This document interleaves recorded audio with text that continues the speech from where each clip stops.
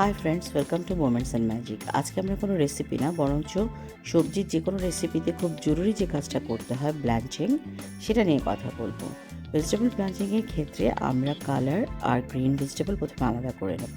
যদি colour vegetable হয়, গরম পানিতে, ফুটন্ত পানিতে অবশ্যই লবণ আর ভিনিগার দেব। পানি ফুটে উঠলে তাতে আমরা সবজিগুলো ছেড়ে দেব, দিয়ে 3 থেকে 5 মিনিটের মতো এগুলোকে সেদ্ধ করে আমরা ড্রেন আউট করে নেব। নিয়ে ভালো করে ঠান্ডা পানি দিয়ে ধুয়ে নেব।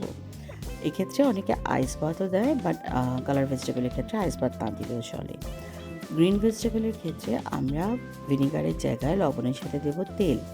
তাতে যদি লাইট কালার ভেজিটেবল হয়, যেরকম এখানে আমি শিম বা ঝিঙে দিয়েছি, এগুলো আমরা 2 থেকে 3 মিনিট সেদ্ধ করে ঠান্ডা পানিতে ড্রেন আউট করে ধুয়ে নেব।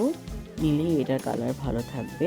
তবে যদি এই জায়গায় লাইটের জায়গায় ডার্ক ভেজিটেবল হয়, সেম বুঝি ফুটন্ত পানিতে লবণ আর তেল দিয়ে আমরা ভেজিটেবলটা দেব। যেমন এখানে আমি ব্রোকলি দিয়েছি, দিয়ে এটা 3 থেকে 4 মিনিট ফুটিয়েছি।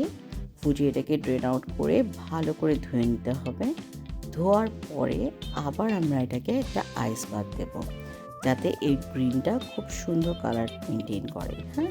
আইস বাথ দিয়ে আইস একদম ঠান্ডা করে নিয়ে তারপর এটাকে আবার ড্রেন আউট করে নেব। এবারে আসি লিফি ভেজিটেবল গ্রিন, যেমন স্পিনাচ। সেক্ষেত্রে একটাই ডিফারেন্স হবে, সেটা হচ্ছে ফুটন্ত পানিতে লবণ আর তেল দিয়ে আমরা চুলাটা বন্ধ করে দেবো, দিয়ে তারপরে এতে আমরা শাকটা দেবো, দিয়ে 15 থেকে 20 সেকেন্ড রেখে এটাকে ছেঁকে ধুয়ে আবার আইস বাথ দেবো, দিয়ে একদম ঠান্ডা করে ফেলবো। কুলিং প্রসেস বন্ধ হয়ে যাবে, কালারটা সুন্দর থাকবে।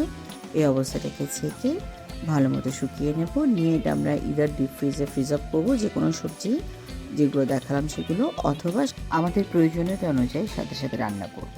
Thank you.